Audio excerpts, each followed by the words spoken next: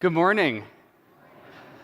So as many of you know, I got a puppy about 2 months ago. This puppy is about 5 months old now.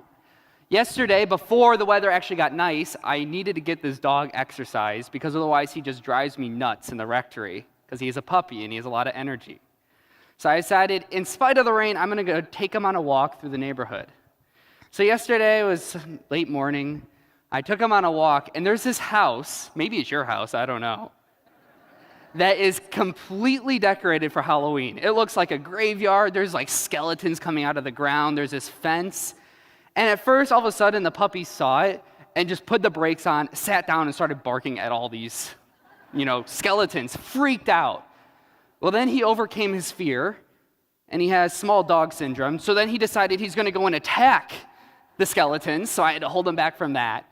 And it's this whole ordeal. So I'm curious, how many of you guys are going trick-or-treating tonight? How many's going trick-or-treating? Does anybody want to share with me what you're dressing up as? What are you dressing up as? Repeat that? A zombie. A zombie? My puppy would attack the zombie, I think.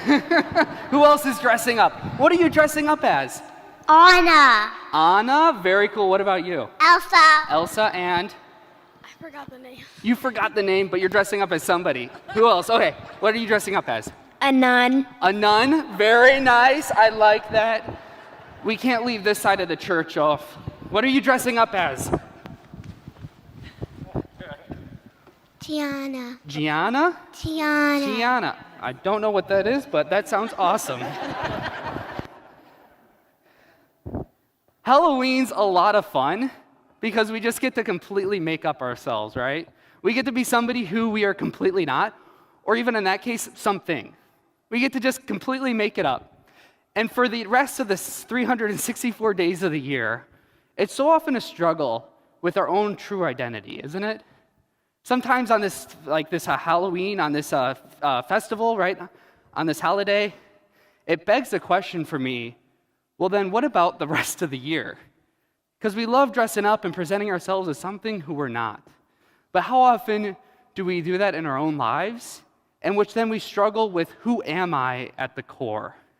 This weekend in the gospel, we see Jesus helping us to answer that question. So we need to start with some context of this whole thing. It says this whole gospel started with the scribe coming to Jesus and saying, what is the most important commandment? What is the most important law? So the scribes, at this time, they are the educated people in society. They spend their days reading the first 5 books of the Bible, the Torah, the law of Israel. And a lot of their time is spent, especially in the Second Temple period, which we're at with Jesus in this time, is just ranking the laws. Because there's 613 of them, Levitical laws that was given by Moses to the people.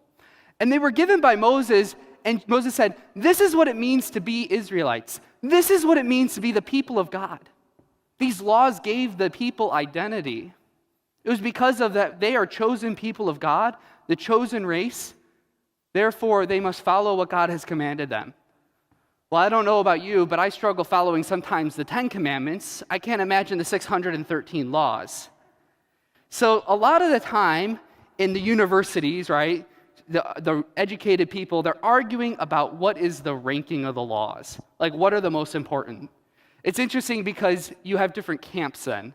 Oh, you said this one, therefore you mean this. You're over here. Sounds very similar to today, right? Where all of a sudden we start making judgments of people. We put them in their own little box.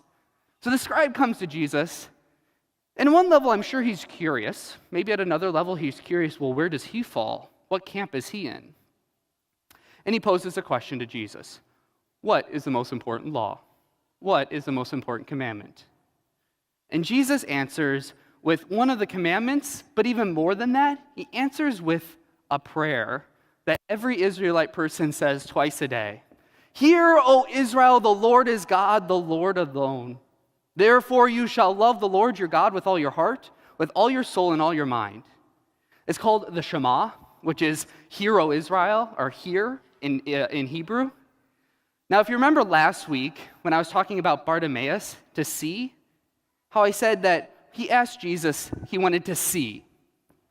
He wanted to see, and how I said that word see It's a terrible translation into English because it means more than just to see. It's to know. This word to hear is more than just a physical hearing. Hear, O Israel, like listen to what I tell you, but rather, know, O Israel, live it out. Hear, O Israel, the Lord is God, the Lord alone. And then Jesus goes on, and then love your neighbor as yourself. This great example of Jesus, this great prayer, this first commandment, gives us our identity. And that's the key for us this weekend. So often in the modern world, we try to find our identity within ourselves or with things that are not as important as God. We find our identity in what side of the political aisle we sit on. We find our identity in our sexuality. We find our identity in how much money we make and what clothes we wear. All these things that we put as important in our lives that somehow give us our identity. And today, we're reminded, no, it's Hear, O Israel, it's the Lord your God who gives you your identity. Because we're reminded that we are beloved sons and daughters of God. We are beloved sons and daughters of God, that even in the worst moments of our life, that we're still loved. Even in those moments in which we feel like there's no way through, that we still have our identity as beloved sons and daughters of God. On this Halloween, we make believe.